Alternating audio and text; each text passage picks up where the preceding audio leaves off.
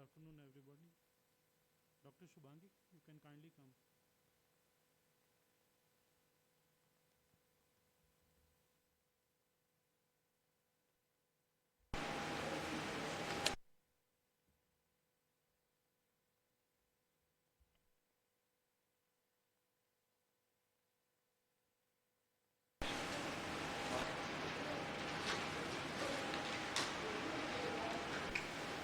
Thank you, sir, for giving the opportunity. Good afternoon, respected judges and the audience present over here. I, Dr. Shubhangi Gupta, standing in front of you to present a topic on effect of head posture on intraocular pressure and heart rate of human being. Visual impairment intracranial pressure syndrome is considered as a major risk factor for future human spaceflight programs. Loss of hydrostatic pressure gradients in the vascular and cerebrospinal fluid system due to the absence of gravity is associated with subsequent intracranial and intraocular fluid shifts, resulting in an intraocular or intracranial pressure mismatch leading to VIP syndrome. Head-down bed rest position has proved its usefulness as a reliable simulation model for most physiological effect of spaceflight.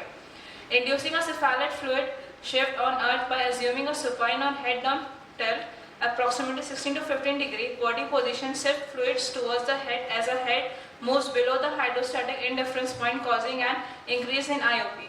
Acute posture change causes an increase in episcleral venous pressure. The magnitude of IOP increases can be remarkable, approximately 40 mm of edge in vertical head-down suspension with associated diminished retinal electrophysiological responses. IOP change during supine sleep is due to alteration in body position. Aim: effects of head posture on intraocular pressure and heart rate of human beings. 105 healthy patients were enrolled from Department of Ophthalmology for duration of 12 months, and the study got ethical clearance from Institutional Committee. Ophthalmic examination of all the participants was done. Either of the eye was randomly selected in our study. Inclusion criteria: IOP less than 20 mm of Hg with normal ophthalmic appearance of the optic nerve, age greater than 18 years old. Exclusion criteria: best corrected visual acuity less than 0.5, refractive error less than or equal to -3 diopter, and eye line greater than equal to +3 diopter. Cataract and other ocular disease that hamper imaging of optical coherence tomography. The presence of other eye disease such as age-related macular degeneration and retinal detachment. Should have received any medicine affecting the circulatory system. All participants were asked to maintain an upright position for 10 minutes, followed by a head-down position for 20 minutes. The IOP was measured before and after the head-down position using a Goldman efficient tonometer in the upright posture. Heart rate, systolic blood pressure, and diastolic blood pressure were recorded using an automatic sphygmomanometer. The mean arterial pressure and mean ocular perfusion pressure were measured. Statistical analysis. All statistical analysis were performed using an SPSS software package. The data are presented as a mean value. One sample Kolmogorov Simrov test and the test of homogeneity of variance were adopted. A paired sample t-test was adopted to compare the difference of the parameters during the head-down position. Statistical significance was defined as a probability less than 0.05. Result: 105 patients were enrolled, in which 40 were males, 65 were females. The mean age was 31.23 plus minus 3 years. BCVA, the mean BCVA was 0.96 plus minus 0.05 range, and the mean refractive error was 2.29 plus minus 1.89 diopter. This table reflects the results. There is significant increase in significant increase in IOP, significant decrease in heart rate, but not much difference in mean arterial pressure and mean ocular perfusion pressure. Discussion: Alingan et al. Found the collapse of Slim's canal accounts for approximately half of decrease in the outflow facility of aqueous humor. Dirris et al. Short-term head-down tilt of 6 degree cause an acute elevation of parasympathetic nerve traffic and decreased heart rate. Han et al. Abnormal pressure in the Slim's canal is a contributing factor to outflow facility in primary open glaucoma eyes. The fluid shift during weightlessness in spacecraft was thought as a main reason for increased IOP. Same result was found in our study that IOP increased significantly after the acute head-down position for 20 minutes. Slim canal was first identified by the German anatomist Friedrich Slim in 1830, which maintains the aqueous human homeostasis and stability of eye. After 20 minutes of head-down position, we found that there was a significant decrease in heart rate and increase in IOP.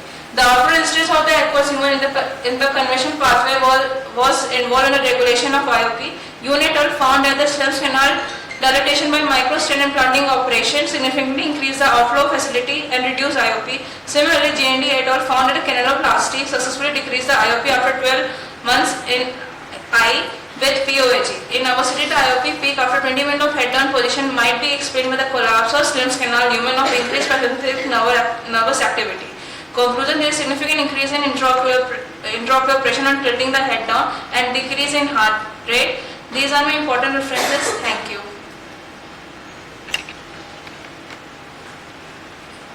Nice presentation. A quick comment. So this was all done on normal human beings. Yes, sir. It was a very normal study because I think in a spacecraft how things are going to be the way forward. You would want to throw light on how you are able to get the ethics committee approval or something, because it's slightly a non-orthodox study because you are choosing normal volunteers and then maybe putting them into strenuous stress of upside down position and other things where ethics committee approval sought. Was it sought ethics committee? Yes, sir. Yeah. And this is a good study, but I'm not sure how it is going to help in glaucoma patients, because in glaucoma patients, again for the benefit of discussion, head down position is avoided in glaucoma patients, because we tend to tell them to avoid even doing yoga postures like Sirsasana. So, but I think it's a good study for spacecraft and astronauts who are going to go into space with this kind of posture. Very novel. Thank you.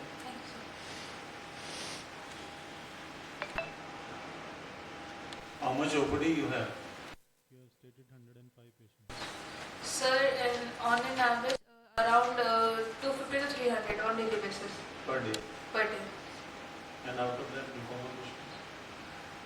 Glaucoma patients near about 100.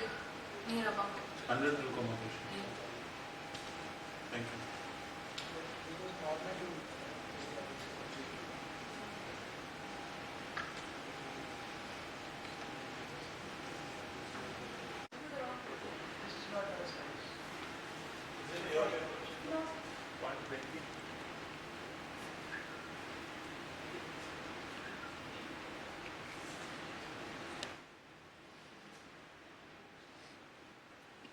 Good afternoon, respected judges and audience. My study is comparison of central corneal thickness and intraocular pressure in pseudoexfoliation syndrome in healthy individuals. I have no financial interest.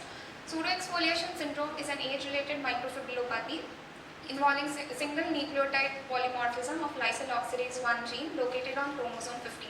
It is characterized by deposition and accumulation of flakes of exfoliative material over ocular structures like corneal endothelium, pupillary margin, anterior lens capsules, zonules, ciliary body and trabecular meshwork. It was first described by Lindbergh in 1917 and is a common identifiable cause of secondary open-angle glaucoma. Richter et al. In their study stated that patients with pseudoexfoliation have reduced basal epithelial and endothelial cell densities, and CCT is significantly thinner in eyes with pseudoexfoliation. Also, CCT plays an important role in diagnosis of glaucoma, as thin corneas underestimate IOP and thick corneas overestimate it. Therefore, correction factors should be added to the measured intraocular pressure in case CCT is deviated from mean values. The aim of the study is to compare the central corneal thickness and intraocular pressure in patients with pseudoexfoliation in healthy individuals. Objectives were to document and compare CCT and IOP in patients with pseudoexfoliation and without pseudoexfoliation, and also to study correlation of CCT with PXL. This is a cross-sectional study. Inclusion criteria included patients who have given informed consent and patients in group 1 with PXF and patients with group 2 without PXF. 100 patients were taken in each group. Exclusion criteria included history of prior ocular injury, ocular surgery, corneal disorders, pre-existing glaucoma, and patients who refused to give consent. Visual acuity was recorded using Snellen's visual acuity chart. Anterior segment examination was done on slit lamp. CCT was measured using ultrasonic pachymetry by a single observer. Intraocular pressure was measured using Goldmann applanation tonometer. IOP was corrected according to the CCT readings. Gonioscopy was performed to evaluate the angle structures, and dilated fundus examination was done. PXF was confirmed after dilating the pupil fully on slit lamp. Data was entered into MS Excel sheet, and Mean ratio and percentages of variables were calculated. Results were analyzed by SPSS software, and p-value was calculated using Fisher's exact test with less than 0.05 as significant p-value. Results: the age distribution of the eyes. PXF was present mostly in patients more than 60 years of age, and males were predominantly having PXF. Central corneal thickness distribution in group 1 was majorly between 450 to 550 microns. In group 2 it was 500 to 600 microns. The mean central corneal thickness in group 1 was 523 plus minus 31 microns, and in group 2 it was 542 plus minus 23 microns. The difference was statistically significant with p-value less than 0.01. The mean IOP without correction in group 1 was 14.9 plus minus 3 millimeters of mercury. In group 2 it was 14.1 plus minus 2 millimeters of mercury. After correcting the IOP according to the central corneal thickness, the mean IOP in group 1 was 17.2 plus minus 2.8 millimeters of mercury, and in group 2 it was 14.3 plus minus 2.25 millimeters of mercury. The difference was statistically significant with p-value less than 0.001. The mean age of patients with PXF in this study was 66.22 plus minus 15 years, which was similar to Sultana et al. Study. Among 100 eyes with PXF, 64% were males and 36% were females. This was also similar to Sultana et al. Study. The central corneal thickness was significantly thinner in patients with pseudo-exfoliation. This was similar to studies done by Oscura, Spurti et al. And Firdaus et al. In contrary, there was a study done by Ibrahim F. et al. Which stated that the mean CCT in pseudo-exfoliation eyes was not significantly different than the control eyes. The mean IOP after correction, in my study there was an increase of 2.3 millimeters of mercury. The difference between the IOP, mean corrected IOP in pseudo-exfoliation group and normal group was statistically significant. Similar study results were seen in Priyadarshini et al. Study.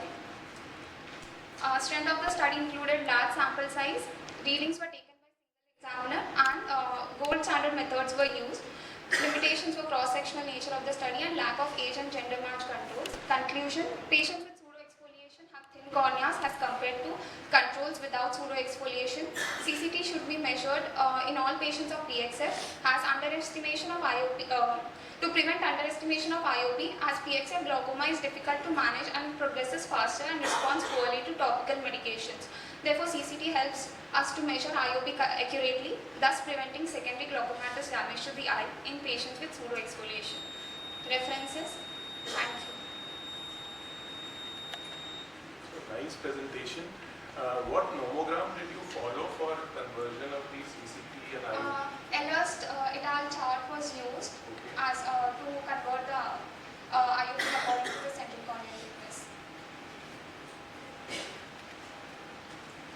Thank you for this again wonderful presentation on CCT and IOP in PXF. To just add on to the comment, it was a good presentation. So now again for the benefit of the young ophthalmologist out here, the concept is now slightly moving towards a phenomenon called corneal hysteresis also. So maybe in the future trying to compare a CCT with corneal hysteresis with the ocular response analyzer tonometers that are coming into the market, right? So the whole understanding of glaucoma is now moving towards corneal hysteresis, and the rate of progression, which was once thought to be low CCT, leads to progression of glaucoma, and it still holds good. Whereas corneal hysteresis is another parameter that I think we'll have to do more studies on. And thank you once again for this wonderful study. Thank you.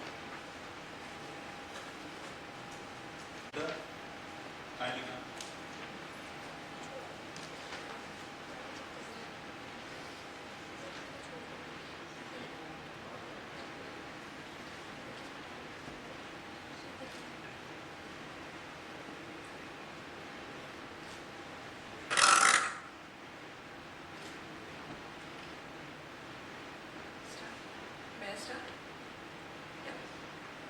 So I will be speaking on how cataract affects the macular ganglion cell thickness more than the peripapillary retinal nerve fiber thickness measurements on HDOCT.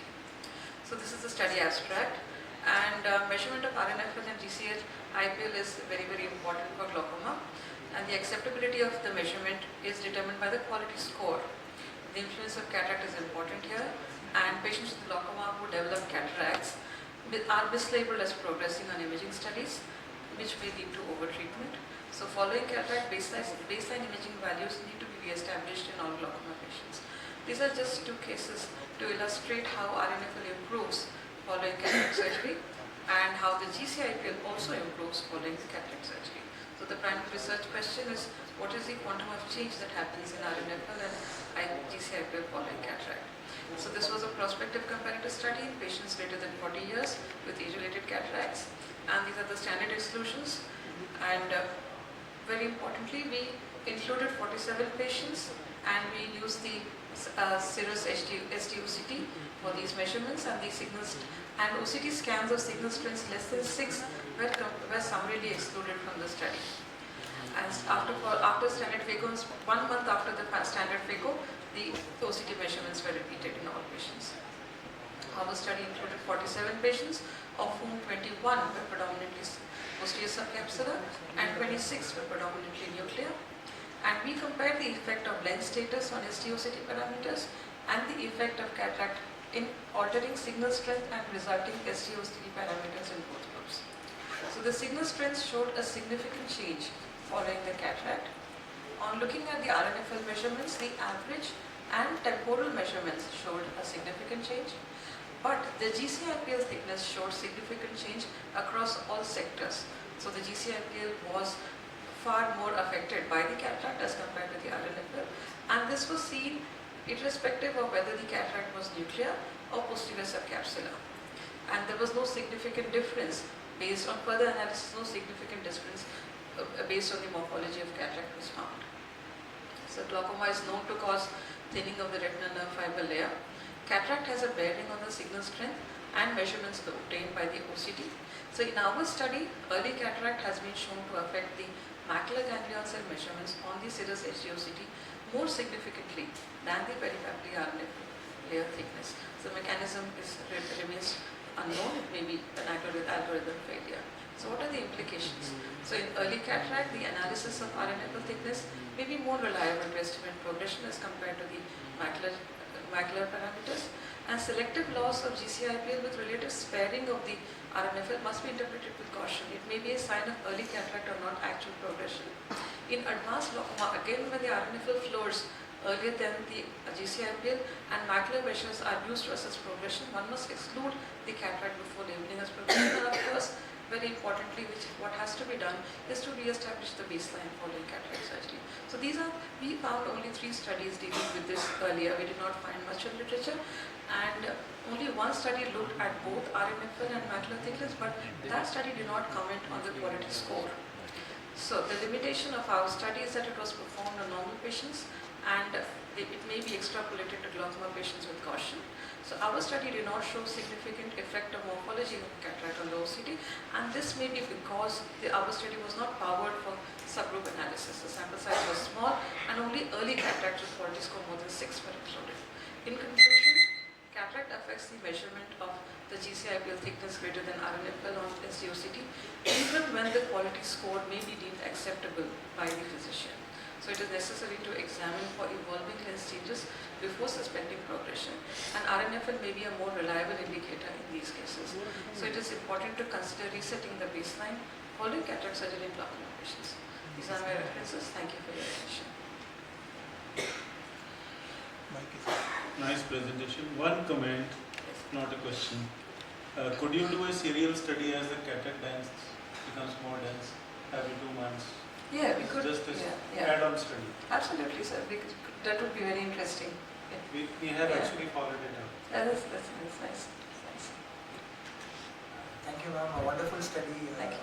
well done on cataract, because many a times with the cataract confounding with the glaucoma, I think we end up with whether it's a glaucomatous defect or not, and I think it's a very pertinent one. And, the macular ganglion cells again coming into the picture, because now the earlier thing was to come into the picture of 10-2 and macular ganglion cells very later, but today we are moving into an era where we need to evaluate a 10-2 and a macular ganglion cells even for an early glaucoma. So I think that's a very important point for all the neophytes out here. Thank you. Thank you. Thank you.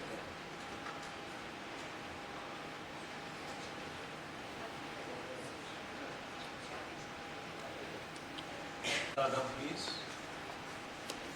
Sorry.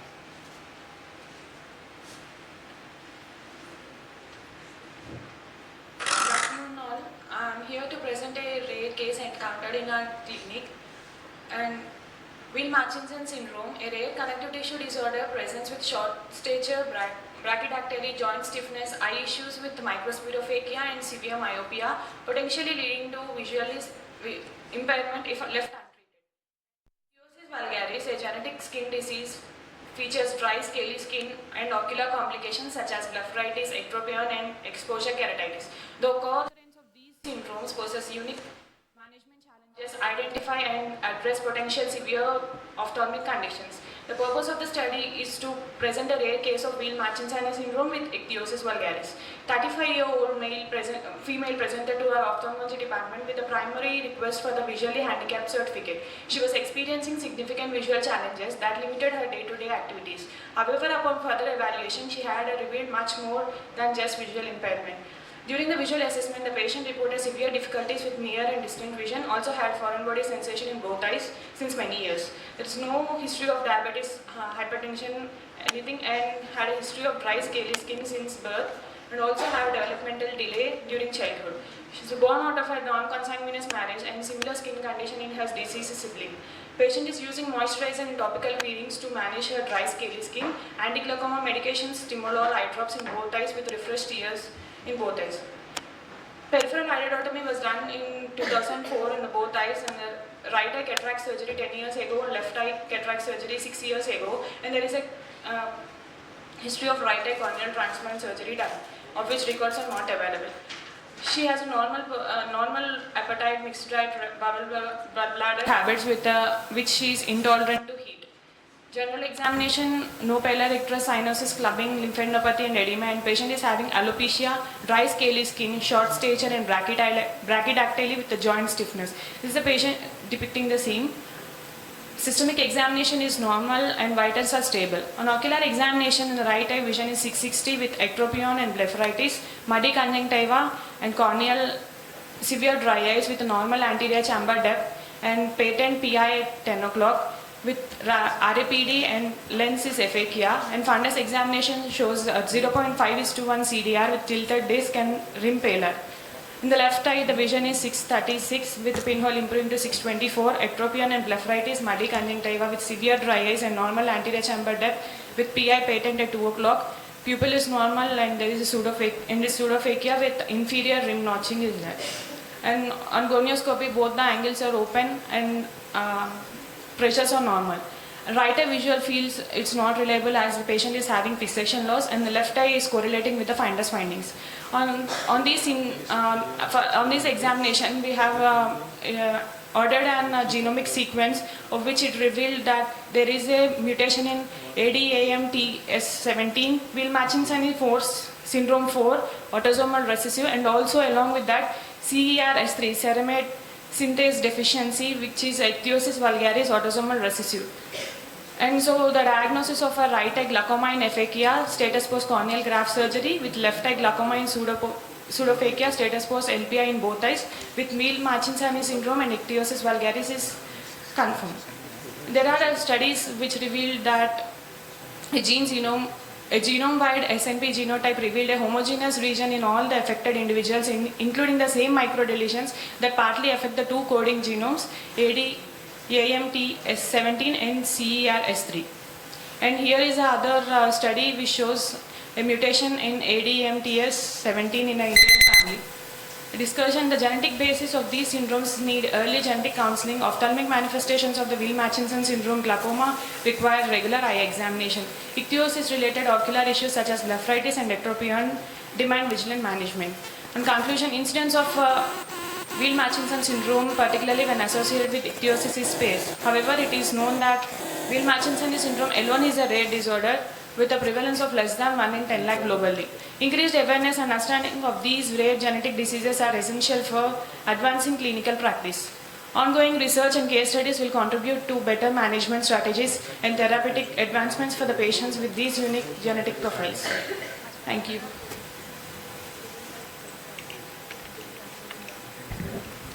Good, nice presentation. Yes. complications actually during the when we do the surgery of wheel marcism syndrome. Yes, sir. What the complication you find? There are weak granules, sir, so there is a possibility of PC rent can happen and nucleus drop can also happen. And that's in wheel marcism syndrome, and sometimes the nucleus is actually in the antechamber and can cause the blockage of pupillary block. Yes, sir, secondary Okay. pupillary So block. how can you manage this type of cases?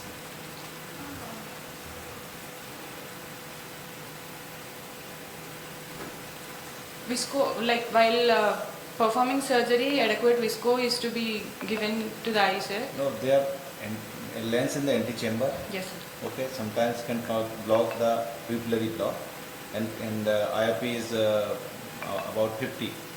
Okay, then how can you manage that? Like pre-op, we need to give IV mannitol Yeah, and then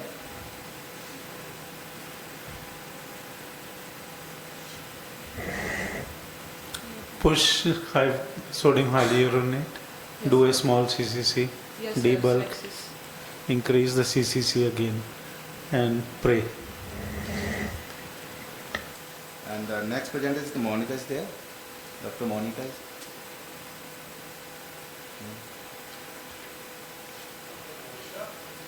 Is she absent? Yes.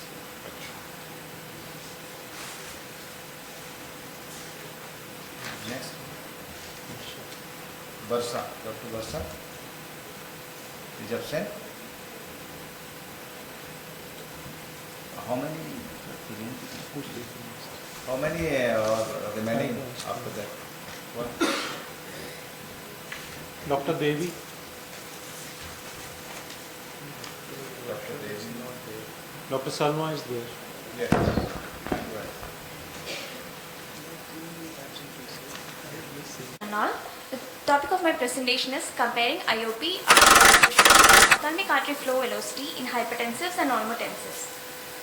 Not all patients with glaucoma can be effectively treated with therapies aimed solely at reducing IOP. Even with reduction in IOP, it is possible that vascular risk factors could contribute to the advancement of the disease. There is clear relation between IOP and BP, but minimal data is available on its relation to ocular blood flow. Studies have shown that hypertension is also a risk factor for glaucoma. Our study aimed to evaluate if hypertension contributed to any subclinical ganglion cell complex loss and the duration of hypertension was related to that.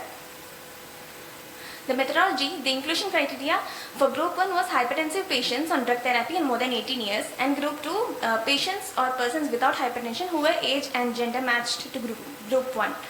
The exclusion criteria, patients with BCVA worse than 20/40 or IOP more than or equal to 22 millimeters of mercury in initial evaluation, non-glaucoma or any ophthalmic disorders that preclude RNFL or macular evaluation, and hypertensive emergency. The measurements taken were BP, best corrected visual acuity, slit lamp examination, IOP by GAT, fundus evaluation, central corneal thickness, SDOCT, standard automated perimetry with HFA, ophthalmic artery, blood flow velocity with color Doppler imaging by an experienced radiologist. The results, there were no significant difference in age, gender, pachymetry and IOP between the groups. The average, nasal, inferior and temporal RNFL were significantly worse in the hypertensive group, and the average inferonasal, inferior and supratemporal GCL-IPL was significantly worse in the hypertensives. 19 patients in the hypertensive group demonstrated abnormal visual fields, and the end diastolic velocity was significantly lower, and the pulsatility index, resistivity index and carotid intima media thickness significantly higher among the hypertensives. This is the bar graph showing the same. There was higher age systolic BP, mean arterial pressure and ocular perfusion pressure in hypertensives more than 5-year group, and they had lower IOP in the subgroup analysis, and only the superior RNFL was significantly lower in the hypertensive more than 5-year group. And the average supranasal, inferonasal, inferior and supratemporal GCL-IPL was significantly lower in the hypertensive more than 5 years group. There were no significant difference in the visual field parameters and ophthalmic artery blood flow velocities in the subgroup analysis.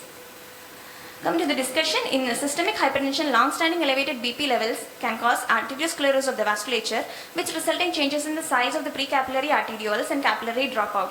An increased resistance to blood flow can result in reduced blood flow. And the reduced perfusion at high levels of BP can cause disruption of the autoregulatory mechanisms of the blood flow in the optic nerve head vascular beds. And the reduced perfusion may be due to the effects of the antihypertensive medication. We observed lower peripapillary RNFL and macular GC LIPL thickness values in the hypertensives, which was similar to the studies by Varsali et al. And Punjabi et al. The visual field index in the hypertensive group was significantly lower compared to the normal group, and 19 patients in the hypertensive group and 6 subjects in the normal had visual field defects conforming to the Anderson criteria for early glaucomatous damage. However, this merits further evaluation to exclude the learning curve. There was a lower endostolic velocity and higher pulsatility index and resistivity index in the hypertensive group, which was similar to a few other studies which was done in glaucoma patients. In the subgroup analysis, the mean IOP in the hypertension more than 5-year group was significantly lower, and the average peripapillary RNFL was lower in the hypertension more than 5 years group, whereas this was not statistically significant, which may be due to an inadequate sample size as the study was not powered for this analysis. However, the average supranasal, infranasal, inferior and supratemporal macular GC-LIPL and superior RNFL were significantly lower in hypertension more than 5 years. And the other sector-wise and RNFL and GCC parameters were also low but not statistically significant. Our study demonstrated that with increased duration of hypertension, there is loss of peripapillary RNFL and macular GC-LIPL, further evidence of hypertension as a risk factor.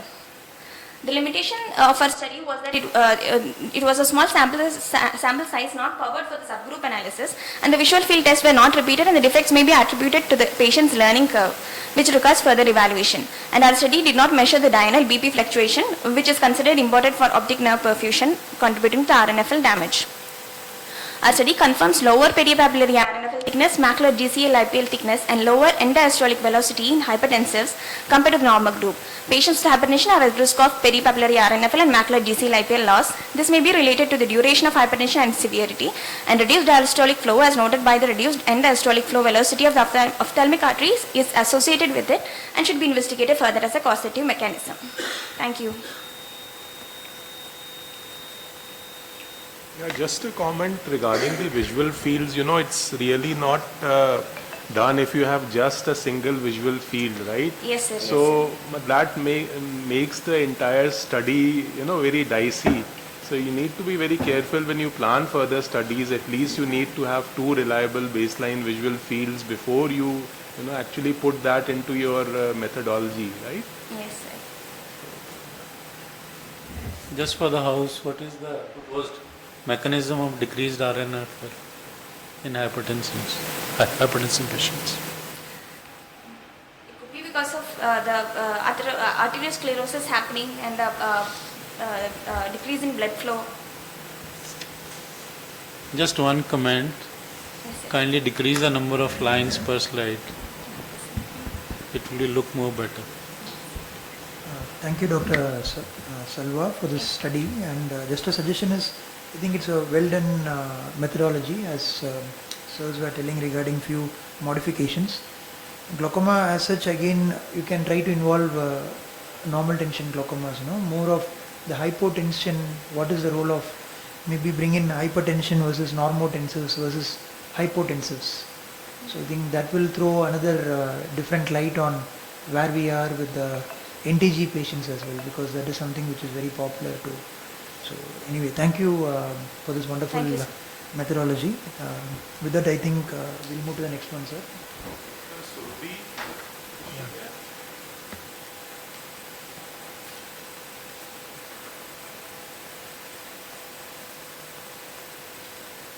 Good afternoon, everyone. Surbhi Kapoor, currently working as a senior resident in the Department of Ophthalmology at JMCH Chandigarh. So I'll be speaking upon weighted quality of life in glaucoma patients with advanced disease. So in modern glaucoma practice, patients' autonomy and centricity are of paramount importance, and quality of life plays a very important role.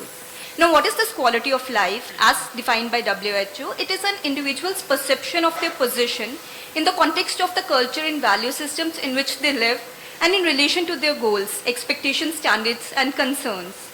Now, as glaucoma practitioners, our aim is the IOP and the visual fields should be stable. But that is not what the patient is concerned about. The patient is more concerned about whether he is able to cross the roads or not, or whether he is able to perform his daily activities or not. Our study explores how individualized quality of life enhances the understanding and management of glaucoma. Thus, we compared the traditional GQL-15 with the weighted quality of life. So, ours was a prospective observational study containing 37 individuals with moderate to severe glaucoma.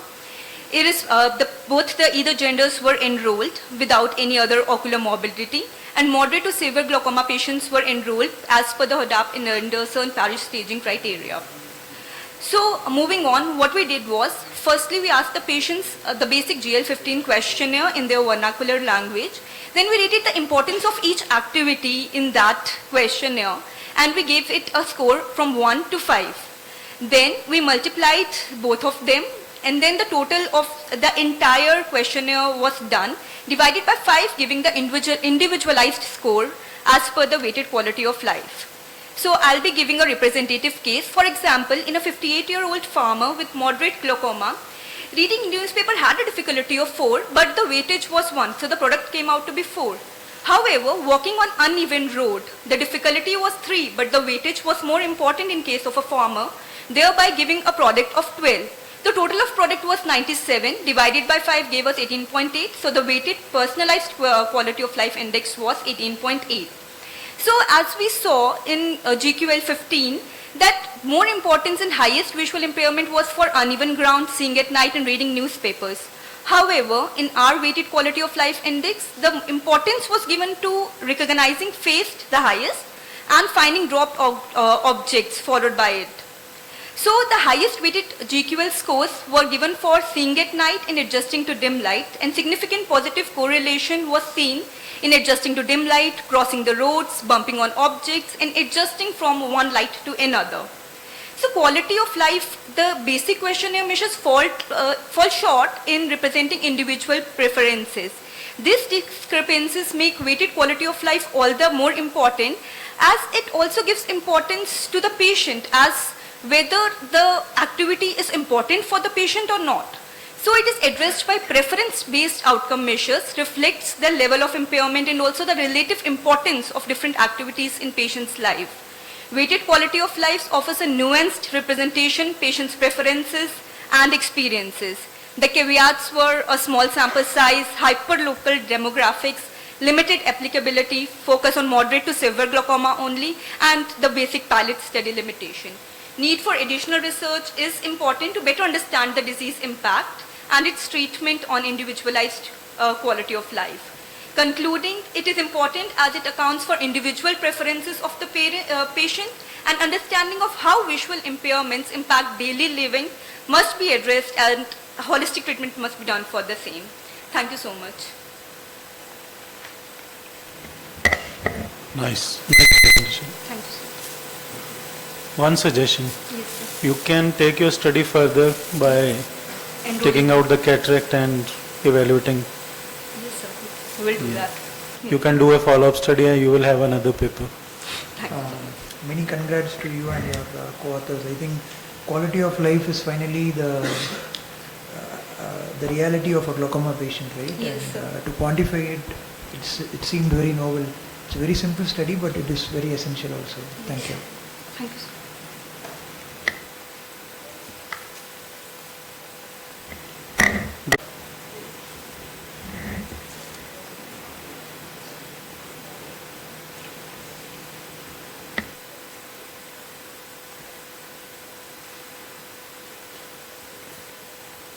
Good afternoon, everybody. My study is on the study on the relationship of serum lipids and primary open-angle glaucoma.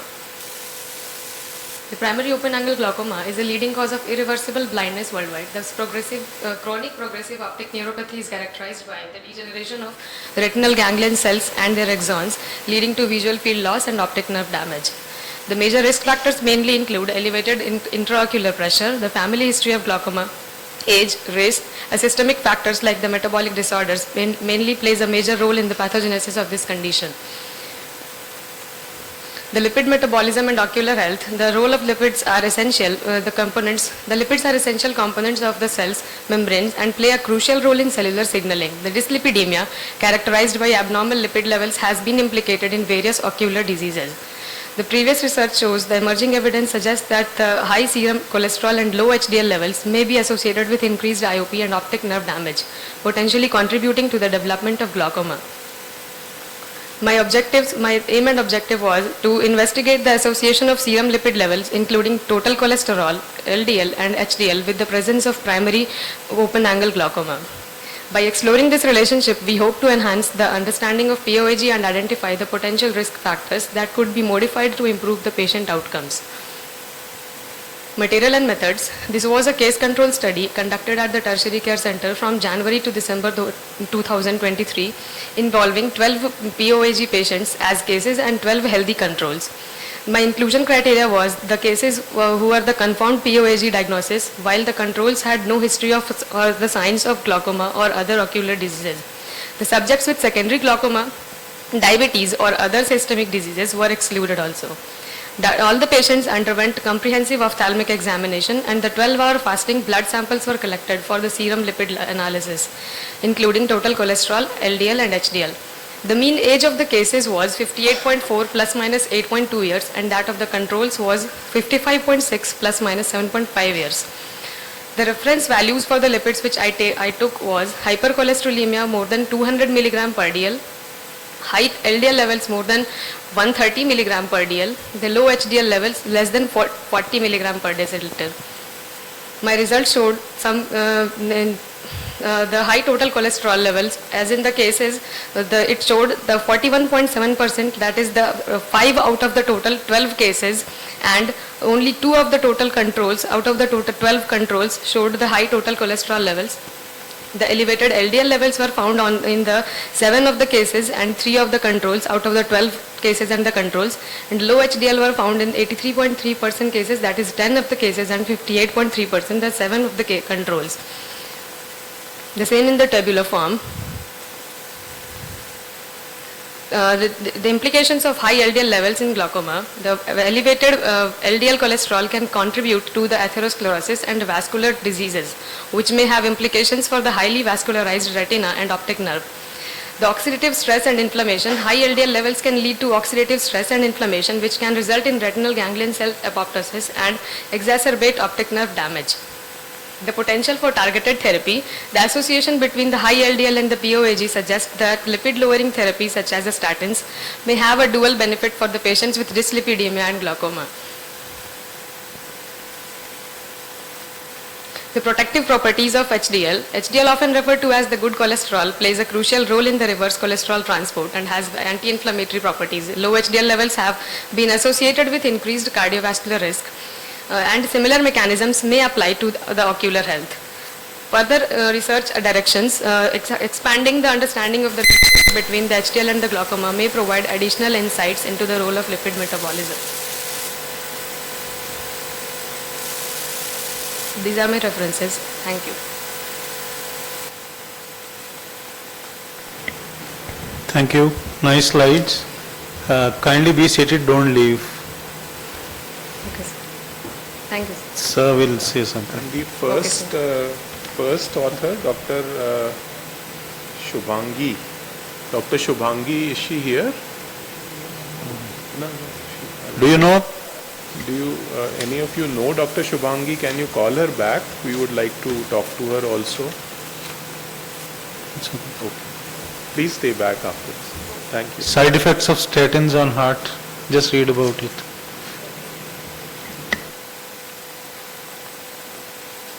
Ranjan, kindly come.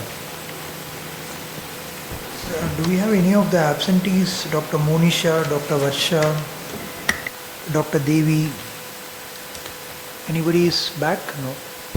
Okay. Good afternoon, respected delegates, all colleagues. Today my topic of presentation is diurnal IOP variation with latanoprost compared to timolol as a monotherapy in patient with POAG. No financial interest.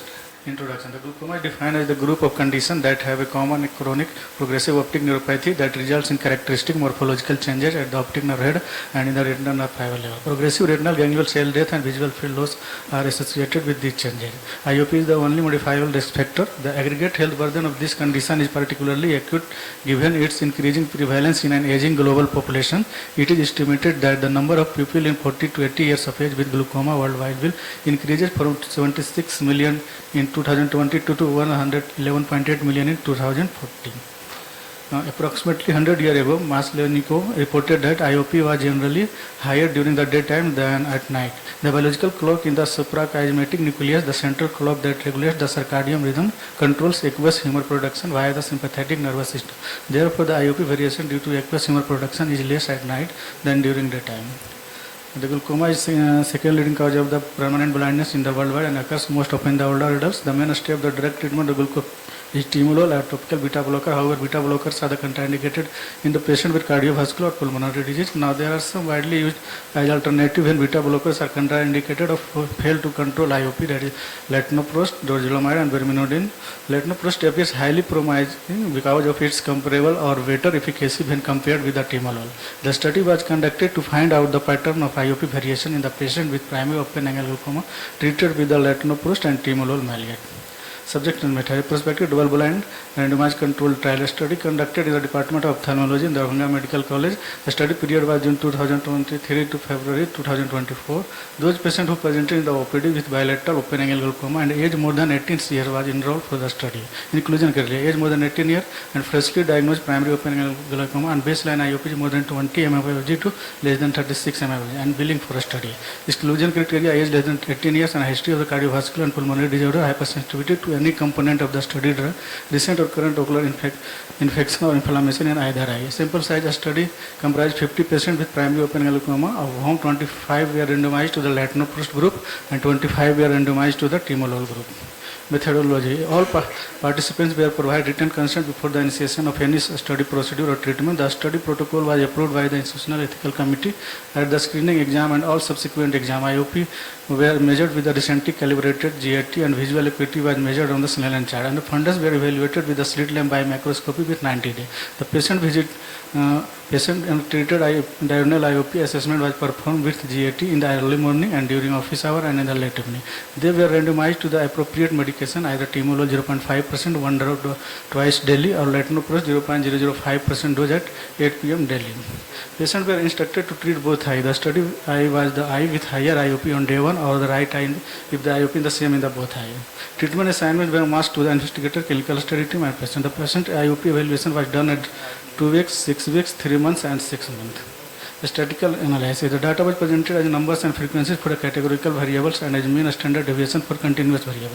For comparison between the groups, the IPCAL 2000 and chi-square was used for categorical variables and unpaired students t-test was applied for the continuous variable. P-value less than 0.05 was considered statistically significant. Results. At the beginning of the study comprised 50 patients with primary open angle glaucoma, whom 25 were randomized to the latanoprost group and 25 for the timolol group. During course of the study, one patient didn't reported during follow-up in the timolol group, while 2 patients didn't reported in latanoprost group. Also, in analysis was done finally on 24 patients in timolol and 23 in latanoprost group. The mean age of the study participant in the timolol group was 70.59 years, and while mean age of students was 71.5. And 12 study participants in the timolol group were males and 11 study participants in latanoprost group were males, and distribution of the study participants according to the grade was comparable in the both groups. The mean IOP at the baseline was 28.6 plus 1.2 mmFG in the timolol group, while it was 28.5 plus 1 mmFG in latanoprost group. The IOP at the baseline was comparable in the both groups at baseline. The mean IOP of 2 weeks follow-up 25.3 0.89 mm in timolol group, while it was 23.2 mmFG in the latanoprost group. The IOP at 2 week follow-up was comparable in both groups as baseline. The decrease in IOP at 2 week compared to the baseline was greater in latanoprost group. The findings were significant and statistical. The mean IOP at 6 week follow-up 22.5 mmFG in timolol and 21.5 mm in latanoprost group. The IOP at 6 week follow-up was both groups of baseline. The decrease in IOP at the 6 week compared to the baseline was greater in latanoprost group. The findings were significant and statistically. The mean IOP at 3 months follow-up was 20.3 plus minus 1.43 mmFG in timolol group, while it was 18.2 mmFG in the latinoprost group. The IOP at the 3 months group was comparable in the both group, and the mean IOP at the 6 month follow-up was 19.1.2 plus minus 1.02 mmFG in timolol group, while it was 17.21 mmFG in the latinoprost group. Good. Just go to the previous slide. You have mentioned table 3, graph 4, table 3 graph in so many slides. Where are the tables and where are the graphs? No, your actually the data actually should be in graph should be upper, and your actually describe the graphs and table in other place and like that. Yes, sir. Just show the last slide also. Can you show it? There's no need to mention the standard deviations. You can just mention the value, result achieved. Also, small question. Will you find the same result in a person who's, say, working at night? It's the same result. Latinoprost group में sir comparatively. Be louder. Latinoprost group में sir मतलब comparatively ज़्यादा उसमें IOP. The person is a चौकीदार working at night. Yes, sir. What you will find? तो sir IOP sir उसमें बढ़ा हुआ रहेगा क्योंकि वो due to stress or No, there is no stress. There have been theories. Diurnal variation is related to the normal sleeping pattern. yes. We find diurnal variation. We presume that patient is or the person is sleeping at 11 p.m. and getting up at 6 a.m. It becomes reverse in people who are working the opposite hours. There have been sleep lab studies. Sleep के अनुसार से vary करेगा sir अगर वो Be louder. मतलब sleep shift कर रहा है उसका स्लीप साइकिल सर तो उसके अनुसार से IOP वैरी कर सकता है सर. कर सकता है तो is not the word to be used in a scientific presentation. Yes. Anyway, good. Yes. Thank you.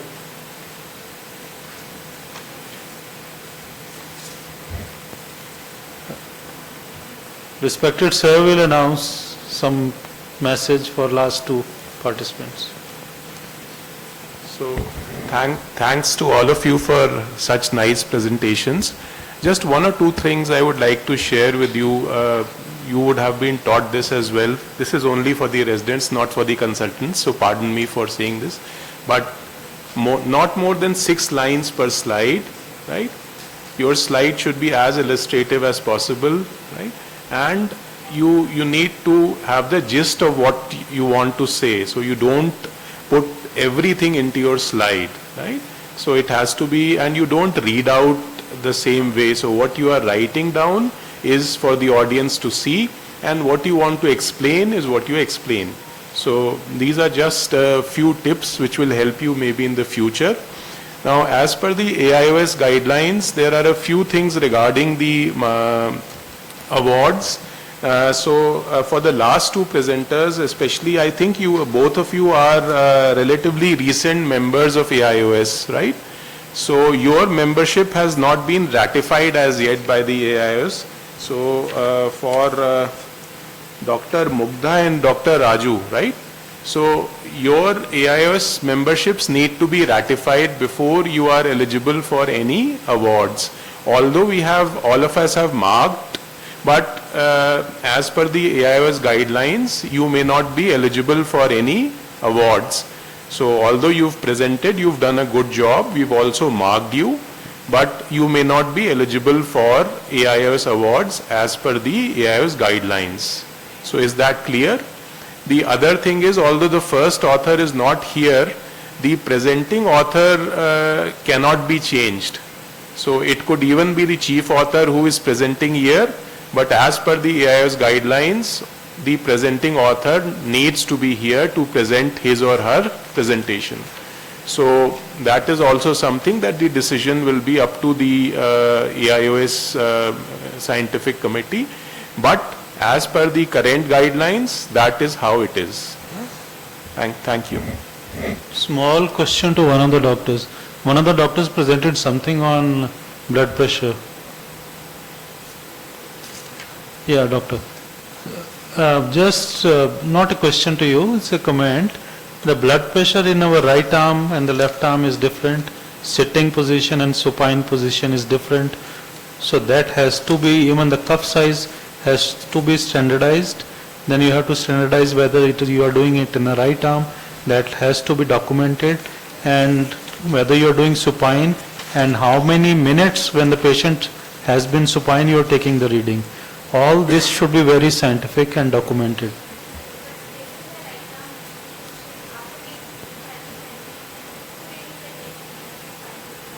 Very good, very good. Yeah, I worked in PJ under Dr. B.K. Sharma. He is an expert in hypertension, so I'm quoting from Professor Sharma's. Yes. Good.